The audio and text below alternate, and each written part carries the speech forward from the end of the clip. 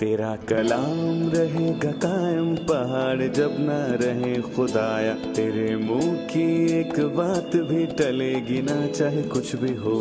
तेरी मान दिए है जिंदा सोने से भी कीमती, मेरा दिल ये दे गवाही है ये किताब अजीम। नाज़िल करे अपना कलाम, शिकस्ता दिलों को सुकून मिले, तारीखी दूर हो मेरी राहें रोशन कर। दिल अपना कलाम कसरत से ए खुदा बदल दे, रिहाई दे कसरत से फल मिला, कलाम रहेगा कायम पहाड़। अजीज नाजरीन, मैं अयाद ज़रीफ आप तमाम देखने वालों को हमारे रोज के बाइबली मुतालियाती प्रोग्राम की नई किस्त में खुशामदीद कहता हूँ। नाजरीन, इस प्रोग्राम में हम बाइबल मुकद्दस की तमाम किताबों का मुताला आपके लिए पेश कर रहे हैं। हम पुराने अहद नामे की कुतब के मुताले में नोहा की किताब के चौथे और 5वें बाब का मुताला करेंगे। नाजरीन, मैं बताना चाहूँगा कि नोहा की किताब की ये आखिरी किस्त है। प्रोग्राम के आगाज से पहले मैं स्टूडियो में आए खुदा के खादिम का खैर मकदम करूँगा। खुशामदीद भाई यूसुफ। शुक्रिया भाई। और स्टूडियो में आए दीगर मेहमानों को भी खुशामदीद। नाजरीन, हम एक छोटे से वक्फे के बाद मुताले का बाकायदा आगाज करेंगे।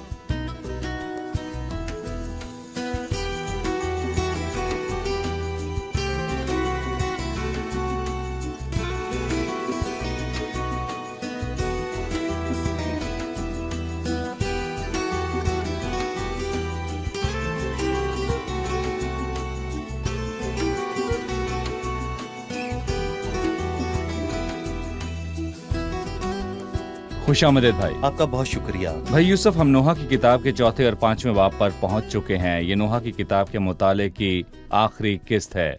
इन दो अबवाब का मौजू बताइए।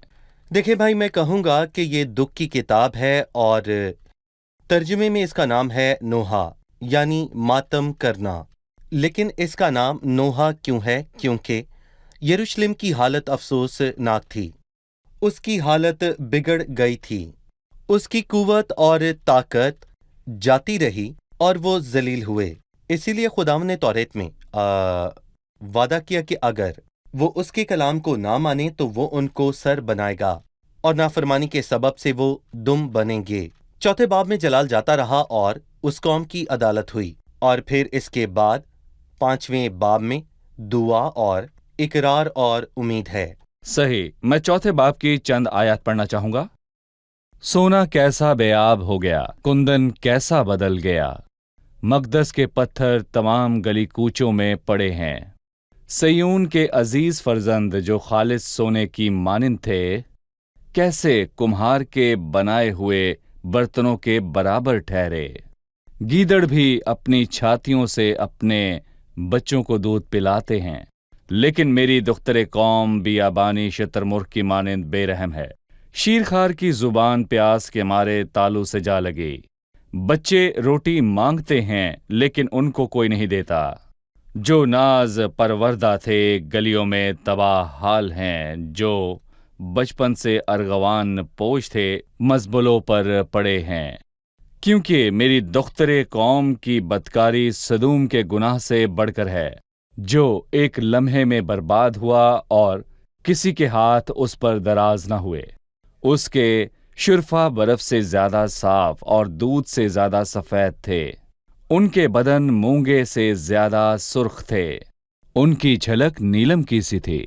अब उनके चेहरे स्याही से भी काले हैं, वो बाजार में पहचाने नहीं जाते। उनका चमड़ा हड्डियों से सटा है, वो सूख कर लकड़ी सा हो गया। ये उनकी हालत थी। जो सोने बल्कि कुंदन से भी खालिस थे, अब माँ और बच्चों सबका यही हाल है। हमें इस हाल के मुतालिक बताएं भाई यूसुफ। देखें, ये आयात बहुत वाज़ेह हैं और हमें इन पर सोचने की ज़रूरत है। और मैं कहूँगा ये सब उनके गुनाह का नतीजा है। गौर करें कि इस बाब में पहला लफ्ज़ है कैसे, और इस पूरी किताब में यही लफ्ज़ कैसे बार बार आया है। इस किताब का नाम कैसे, मुझे सबसे पहले ये याद नहीं, लेकिन बाइबल मुकद्दस में सबसे मशहूर कैसे का तस्करा एक नौजवान ने किया था, जो एक आला मिसाल बना। उसने कहा, सो मैं कैसे ऐसी बड़ी बदी करूं और खुदा जी। का गुनाहगार बनूं। और जो इंसान ऐसी बात नहीं कहता, उसकी जिंदगी पर नोहा की किताब के 4 अबवाब में से कैसे के सवाल पूरे उतरते हैं। सोना कैसे बेआब हो गया और कुंदन कैसे बदल गया। और कुछ लोग ये कहते हैं कि सेयोन के अजीजों को सोने और कुंदन की मानद कहा, और लावी और काहिन यरूशलेम के पत्थर हैं, मकदस के पत्थर गली कूचे में पड़े हैं, और मकदस के पत्थर तमाम गली कूचों में पड़े हैं। और सेयून के अजीज फरजंद जो के खालिस सोने की मानद थे, कैसे कुम्हार के बनाए हुए बर्तनों के बराबर ठहरे, यानी कि वो मिट्टी के हैं जो टूट जाते हैं। ये गुनाह का नतीजा था, और हमें भी गुनाहों से होशियार रहने की जरूरत है। ये वो आग है जो सब कुछ भस्म कर देती है, और ये किसी का भला नहीं करती। भाई यूसुफ, लोग अपनी जात और रुसवाई की हालत में थे। सही। वो भूखे भी थे। शीर खार की जुबान प्यास के मारे तालू से जा लगी। बच्चे रोटी मांगते हैं लेकिन उनको कोई नहीं देता। ये हमारे लिए रूहानी अमली सबक है। जो भी अमली तौर पर एक इज्जतदार मसीही जिंदगी गुजारने में लापरवाही करते हैं, वो रूहानी तौर पर तशना होते हैं, वो सूख जाते हैं और रुसवा होते हैं। दरअसल हमें बहुत से ऐसे लोग याद हैं जो अजीज और इज्जतदार और अमीर थे, पर मैं कहूँगा कि गुनाह ने उन्हें पस्त कर दिया, और हमें अब भी वो तमाम लोग याद हैं और हमने उनके बारे में सुना। दरहकीकत गुनाह महज इंसान को शर्मशार करता है। गुनाह से उम्मतों की रुसवाई है, और मिस्रियों में ये एक आम कहावत है, गुनाह आपको कंगाल, नापाक, बदनाम और शर्मिंदा कर देता है। और सही। ये हकीकत है, और गुनाह ऐसा करता है। इसमें कोई बात बढ़ाई नहीं गई। गुनाह इंसान को जलील और रुसवा करता है, और उसकी सजा अबदी सजा है, और इसीलिए मसीह ने इसकी कीमत चुकाई। खुदा का जलाली आसमानी बेटा हमारी खातिर इस जमीन पर आया, और उसने आकर हमारे तमाम गुनाहों का बोझ हमारे कंधों से उठा लिया, और बदकारी को दूर किया जो गुनाह का नतीजा था। और आज हम फजल के आखिरी आयाम में हैं, और मेरी दुआ है कि हमारे नाजरीन में से कोई भी शख्स ताखीर ना करे, खुदा से मिलाप करें। सही। मैं चाहूंगा कि 7वीं आयत के चंद अल्फाज को आप बयान कीजिए। उसके शुरफा बर्फ से ज्यादा साफ और दूध से ज्यादा सफेद थे। उनके बदन मूंगे से ज्यादा सुर्ख थे। उनकी झलक नीलम की सी थी। इससे क्या मुराद है? ये किसकी सिफात हैं? हम गिनती 6 में नजीर का लफ्ज पढ़ते हैं। ये नासरी की जमा है, और नजीर अपने आप को खुदाम की खातिर अलग करते हैं ताकि वो उसकी इबादत करें और उसकी खातिर रहें। वो बर्फ से ज्यादा सफेद और दूध से ज्यादा सफेद हैं, और खुदा के कलाम में सफेद रंग पाकीज़गी और तकदीस को जाहिर करती है। गज़लुल गज़लात में दुल्हन ने कहा, मेरा महबूब सुर्ख और सफेद है, यानी वो पाक और मुकद्दस है। बर्फ से ज्यादा सफेद और दूध से भी सफेद। और यही नहीं बल्कि आगे लिखा है कि उनके जिस्म सुर्ख थे, और फिर इसके आगे लिखा है मेरा महबूब सुर्ख और सफेद है। ये उनकी शक्ल है, और उनके चेहरे रोशन, और उनका जिस्म नीलम का सा था, और अब वो स्याही से भी काले हैं, यानी कि ये एक गुनाह की तस्वीर है, उनके गुनाह जो उन्होंने किए।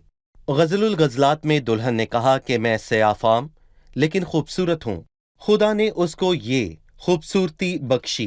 गुनाह के नतीजे में इंसान के साथ ऐसा होता है, वो उसको स्याह बनाता है, जबकि पाकीज़गी और रास्तबाजी से इंसान बर्फ और दूध की तरह सफेद और मजीद सफेद हो जाता है। सही। 13वीं आयत है, ये उसके नबियों के गुनाहों और काहिनों की बदकारी की वजह से हुआ, जिन्होंने उसमें सादकों का खून बहाया। वो अंधों की तरह गलियों में भटकते और खून से आलूदा होते हैं, ऐसा कि कोई उनके लिबास को भी छू नहीं सकता। उनकी हालत बिगड़ चुकी थी। न सिर्फ लोगों ने बल्कि नबियों और काहिनों ने भी गुनाह किया। उनके लिए लिखा है जिन्होंने उसमें सादकों का खून बहाया। इसराइल में मजहबी रहनुमाई करने वाले किस सतह तक चले गए? जब आप उसकी मिसाल पढ़ें, जब यिर्मयाह ने यहूयाकीम से कहा, تیرا دل فقط بے گناہ کا خون بہانے پر لگا ہے، اور اس سے پہلے میں کہوں گا کہ وہاں یکیم سے پہلے نبوکت نظر آیا اور وہاں کے لوگوں کو اسیر کیا، پر اس نے سبق نہ حاصل کیا، حالانکہ اس نے الہی عدالت کو دیکھا تھا، اور افسوس کہ اس نے بے انصافی کی۔ اور تو اور نبوکت نظر نے آخری بار یروشلم کو لوٹا اور اس کو جلا دیا، اور میں کہوں گا کہ تب یرمیا کہاں تھا؟ وہ قید میں تھا، کیونکہ اس نے سچ بولا تھا، اور وہاں پر جو خدا کا کلام سناتا تھا وہ اس کو قید کرتے تھے، اور لوگوں کو خدا اور اس کے نبیوں سے اس قدر نفرت تھی، اور ان کے لیے خون بہانا کوئی بڑی بات نہیں تھی، جبکہ یہ بہت ہی خطرناک ہے۔ یہ کاہنوں کی بدکاری کی وجہ سے ہوا جنہوں نے اس میں صادقوں کا خون بہایا۔ صحیح، ابھی ہم ایک رپورٹ دیکھیں گے، پھر مطالعے میں آگے بڑھیں گے۔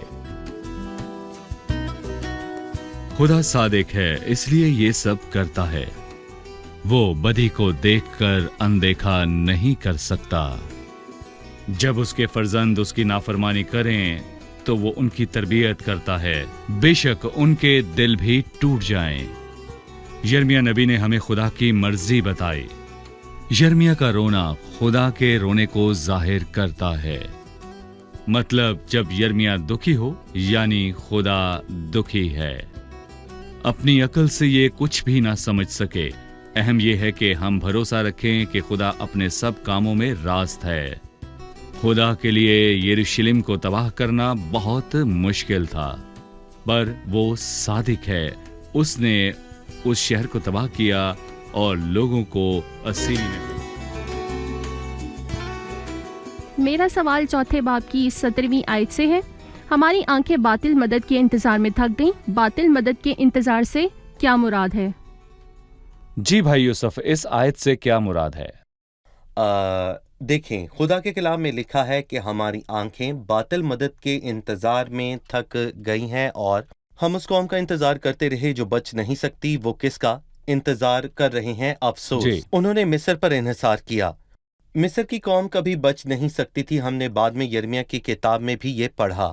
نبوکت نظر نے مصر کو تباہ کیا، اور وہ خود کو بچا نہیں سکے تو دوسروں کو کیسے بچا سکتے تھے؟ بنی اسرائیل اور بنی یہودا نے یہ کیوں کیا؟ انہوں نے خدا کی بجائے مصر پر تکیہ کیوں کیا؟ انہوں نے باطل مدد کا انتظار کیوں کیا؟ انہیں خدا کی مدد پر بھروسہ کیوں نہ تھا؟ ایک خوبصورت گیت ہے کہ انسان سے کسی مدد کی امید رکھنا بے فائدہ ہے، اور میرے مددگار میرا ہاتھ لے، میرے بہترین مددگار۔ زبور 60 میں لکھا ہے کہ مخالف کے مقابلے میں ہماری کمک کر، جی، کیونکہ انسان کی مدد ابس ہے۔ لکھا ہے مخالف کے مقابلے ہماری کمک کر، کیونکہ انسانی مدد ابس ہے۔ انسانی مدد ابس ہے، جی۔ اور سچ ہے کہ انسان سے کسی قسم کی امید رکھنا بے فائدہ ہے۔ جیسا کہ بائبل مقدس فرماتی ہے، اے لشکروں کے خداوند مبارک ہے وہ جس کا توکل تجھ پر ہے۔ خداوند پر بھروسہ رکھنے والا شرمندہ نہیں ہوتا۔ یقیناً پر جو ٹھیک ہے۔ کسی پر بھروسہ رکھتا ہے گر جاتا ہے۔ صحیح۔ جی ہاں۔ بھائی 5ویں باب کی طرف چلیں تو یہ اس کتاب کا آخری باب ہے۔ اس کی شروعات دعا سے ہوتی ہے۔ اے خداوند، جو کچھ ہم پر گزرا اسے یاد کر، نظر کر اور ہماری رسوائی کو دیکھ۔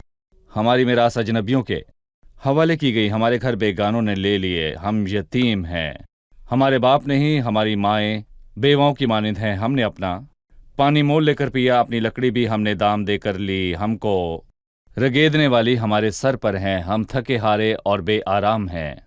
ہم نے مصریوں اور اسوریوں کی اطاعت قبول کی تاکہ روٹی سے سیرو آسودہ ہوں۔ ہمارے باپ دادا گناہ کر کے چل بسے، اور ہم ان کی بدکاری کی سزا پا رہے ہیں۔ غلام ہم پر حکمرانی کرتے ہیں، ان کے ہاتھ سے چھڑانے والا کوئی نہیں۔ صحرا نشینوں کی تلوار کے باعث ہم جان پر کھیل کر روٹی حاصل کرتے ہیں۔ قحط کے جھلسانے والی آگ کے باعث ہمارا چمڑا تنور کی مانند سیاہ ہو گیا ہے۔ انہوں نے سیون میں عورتوں کو بے حرمت کیا اور یہودا کے شہروں میں کنواری لڑکیوں کو، عمرہ کو ان کے ہاتھوں سے لٹکا دیا۔ بزرگوں کی رواداری نہ کی گئی، جوانوں نے چکی پیسی اور بچوں نے گرتے پڑتے لکڑیاں ڈھوئیں۔ بزرگ پھاٹکوں پر دکھائی نہیں دیتے، جوانوں کی نغمہ پردازی سنائی نہیں دیتی۔ ہمارے دلوں کی خوشی جاتی رہی، ہمارا رقص ماتم سے بدل گیا۔ تاج ہمارے سر پر سے گر پڑا، ہم پر افسوس کہ ہم نے گناہ کیا، اس لیے ہمارے دل بےتاب ہیں۔ انہی باتوں کے باعث ہماری آنکھیں دھندلا گئیں۔ کوہ سیون کی ویرانی کے باعث उस पर गीदड़ फिरते हैं, पर तू ए खुदावंद अब तक कायम है और तेरा तख्त पुश्तर पुश्त है। फिर तू क्यों हमको हमेशा के लिए फरामोश करता है और हमको मुद्दत दराज तक तर्क करता है? ए खुदावंद, हमको अपनी तरफ फिरा तो हम फिरेंगे। हमारे दिन बदल दे जैसे कदीम से थे। क्या तूने हमको बिल्कुल रद्द कर दिया है? क्या तू हमसे सख्त नाराज है? मैं इस बाब को तौबा और इकरार की दुआ कहूंगा। जी, ये नोहा का आखिरी बाब है और चौथे बाब में लिखा है, हमने अपना पानी मोल लेकर पिया क्योंकि उन्होंने खुदा को रद्द किया। और यिर्मयाह के दूसरे बाब में लिखा है कि उन्होंने मुझ आबे हयात के चश्मे को रद्द कर दिया। खुदावंद आज भी बुलाता और कहता है, प्यासे को आबे हयात के चश्मे से मुफ्त पिलाऊंगा। लिखा है, आलमे रवा में जाने के बाद इंसान सबसे पहले पानी ही की तलाश करेगा, उसका गिलास नहीं बल्कि कुछ कतरे। वो आबे हयात के पानी की तलाश करेगा, चंद कतरों सही। की। और लूका के 12वें बाब में एक अमीर आदमी है जिसका खुदा से कोई ताल्लुक ना था, उसने कभी किसी पर रहम ना किया। फिर उसने आलमे रवा के दरमियान अपनी आंखें उठाईं और अब्राहम को पुकार कर कहा, ऐ बाप लाजर को भेज कि अपनी उंगली का सिरा पानी में भिगोकर मेरी जुबान को तर करे। खुदा आबे हयात मुफ्त देता है, पर हमने अपना पानी मोल लेकर पिया। और 7वीं आयत में लिखा है कि हमारे बाप दादा गुनाह करके चल बसे। सिर्फ यही नहीं, 16वीं आयत हमने में भी। लिखा है कि हम पर अफसोस कि हमने गुनाह किया। उनके बाप दादा और उन्होंने भी गुनाह किया। दर हकीकत अगर औलाद अपने बाप दादा के गुनाहों की माफी मांगे तो हमारे बाप दादा के गुनाहों का बदला खुदा हमसे हरगिज नहीं लेता।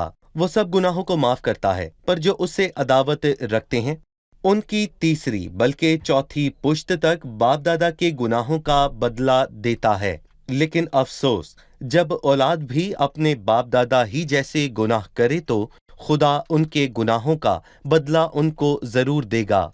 गुनाह सजा लाता जो है। उसको रद्द करते हैं। जी हाँ, बिल्कुल। लेकिन यहाँ पर उन्होंने अपने बाप दादा के गुनाहों का इकरार किया, उनके बाप दादा और उन्होंने खुद भी गुनाह जी किया। हाँ, बिल्कुल। यही कुंजी है। मुसीबत के दौर में कफारे के दिन पर यही बात उनकी हालत का बायस बनेगी। जब वो अपने गुनाहों का इकरार करे तो खुदावंद उनको 1000 साल बादशाही में दाखिल करेगा। उनके बाप दादा ने कहा, इसका खून हमारी और हमारी औलाद की गर्दन पर, और उन्होंने अपनी नस्ल पर लानत मांगी। और जब वो नस्ल तौबा करे और अपने बाप दादा के गुनाहों का इकरार करे कि उन्होंने मसीह को मसलूब किया था। भाई यूसुफ, उन्होंने खुदा को दुश्मन की मानिंद कहा। यह पुराने अहदनामे की एक तस्वीर है। जब यूसुफ ने अपने भाइयों से सख्त लहजे में बात की, वो उनको जानता था, जी, तो भी बिल्कुल। उनसे सख्त लहजे में बात की ताकि वो अपने भाई को बेचने के गुनाह का इकरार करें। खुदावंद ने भी अब तक उनको मुश्किलात में डाला ताकि वो तौबा की हालत तक पहुंच जाएं। तौबा और इकरार की दुआ। मुझे बताएं कि मुस्तकबिल में खुदावंद उन लोगों को किस तरह बहाल करेगा। यहाँ पर लिखा है, मरकूम है सोना कैसा है आब हो गया, कुंदन कैसा बदल गया। भाई यूसुफ, मुस्तकबिल में ये लोग किस हाल में होंगे? देखें भाई, मैं कहूंगा कि ये आयत एक से ज्यादा मर्तबा आई है। मसलन 21वीं आयत में लिखा है कि आए खुदावन, हमको अपनी तरफ फेर तो हम फिरेंगे। यानी कि अगर खुदावंद अपना काम शुरू ना करे तो वो खुद से खुदावंद की तरफ ना लौटेंगे। यिर्मयाह ने अपनी किताब में कहा कि तू मुझे फेर तो मैं फेरूंगा। ज़बूर 80 में 3 बार लिखा है, आए खुदावंद हमको बहाल कर, अपना चेहरा चमका तो हम बच जाएंगे। और फिर लिखा है, आए लश्करों के खुदा हमको बहाल कर और अपना चेहरा चमका तो हम बच जाएंगे। और यहाँ पर वो खुदावंद से बहाली की दुआ करता है और कहता है कि अपना चेहरा चमका। ज़बूर 80 में 3 मरतबा आया, आए खुदा हमको बहाल कर। और यिर्मयाह नबी ने अपने नोहे में भी यही कहा कि आए खुदावंद हमको अपनी तरफ फेर तो हम फिरेंगे, हमारे दिन बदल दे।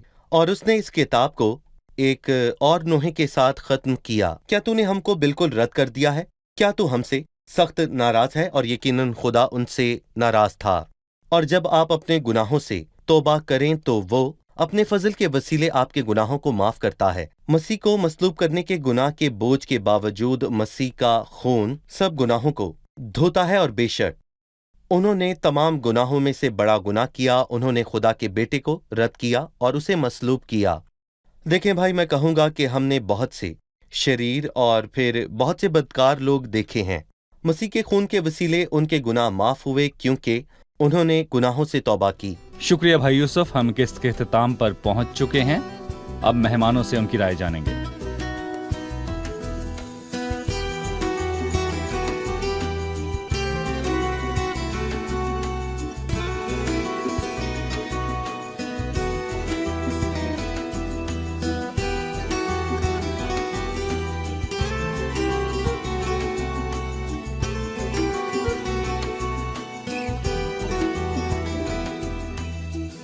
آپ تیار ہیں؟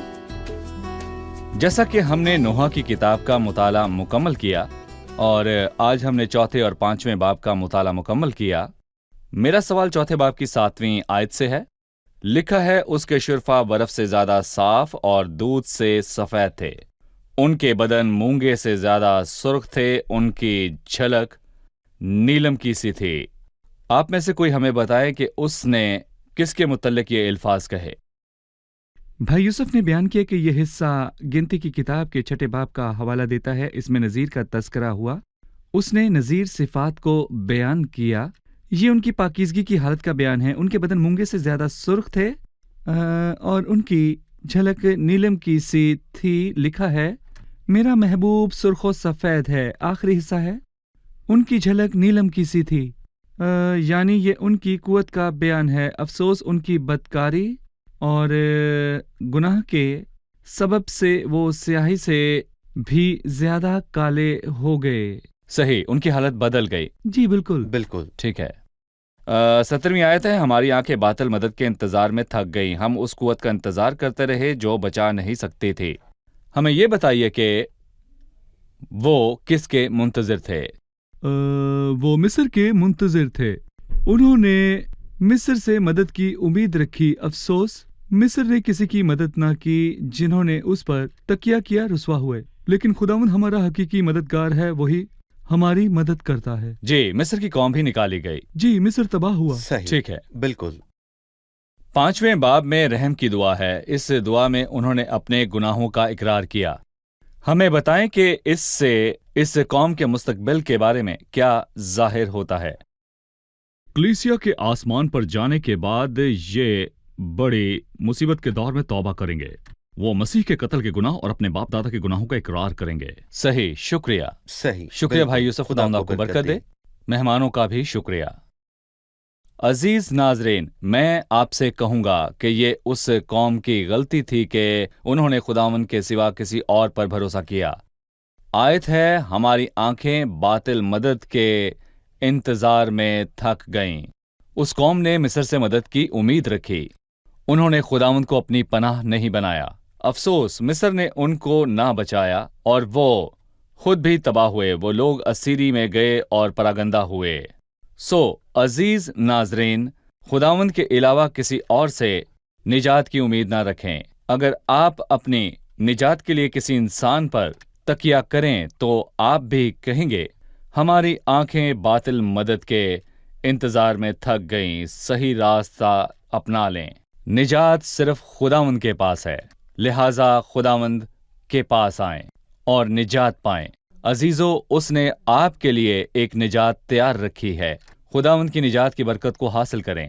وہی واحد نجات دہندہ ہے، وہی آپ کو ابدی برکت بخشتا ہے۔ عزیزو، کسی دوسرے کے وسیلے سے آپ کو نجات نہیں مل سکتی، صرف یسوع مسیح کے وسیلے۔ اگلی قسط میں پھر ملاقات ہوگی۔ خداوند آپ کے ساتھ ہو۔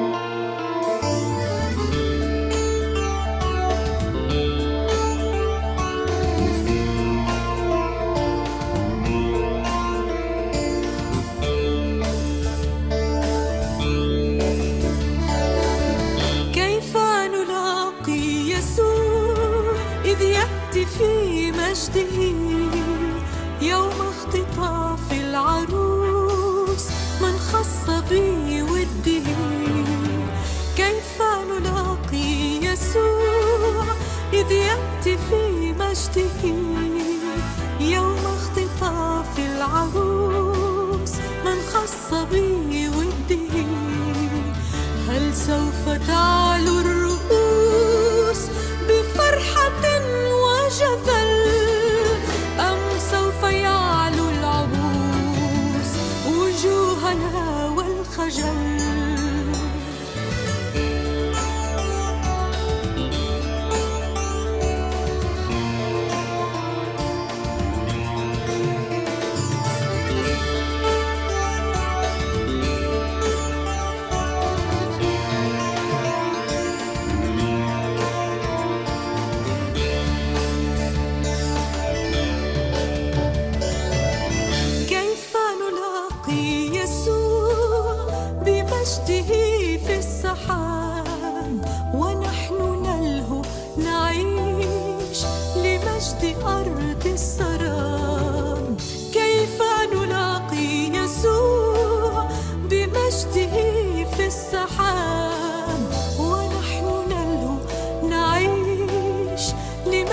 أرض السراب كيف نلاقي الحبيب وحبنا في فتور، وقد غدونا بطيب نرضى بدنيا الغرور.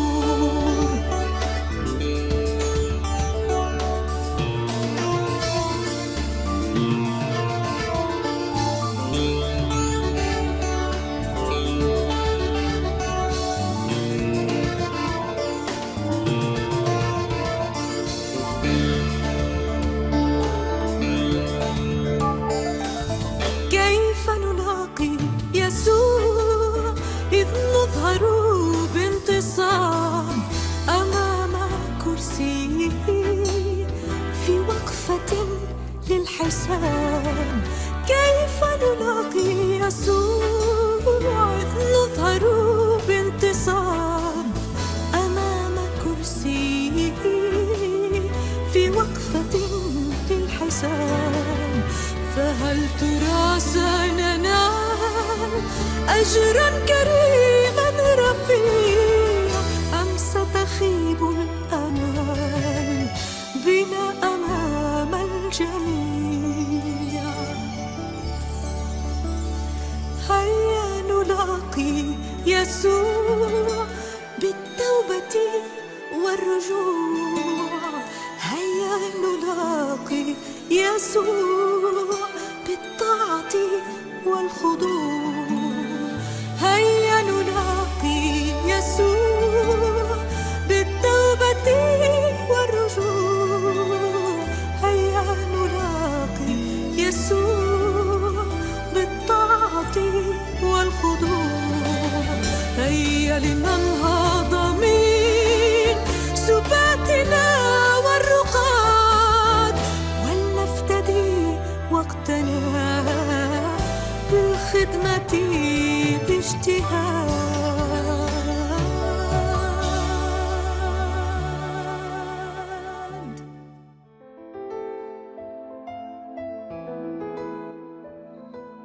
तेरा कलाम रहेगा कायम पहाड़ जब ना रहे खुदाया, तेरे मुंह की एक बात भी टलेगी ना चाहे कुछ भी हो। तेरी मान दिए है जिंदा सोने से भी कीमती, मेरा दिल ये दे गवाही है ये किताब अज़ीम। नाज़िल करे अपना कलाम शिकस्ता दिलों को सुकून मिले, तारीकी दूर हो मेरी राहें रोशन कर, दिल अपना कलाम कसरत से ए खुदा बदल दे, रिहाई दे कसरत से फल मिलाओ। कलाम रहेगा कायम पहाड़ जब ना रहे खुदाया, तेरे मुंह की एक बात भी टले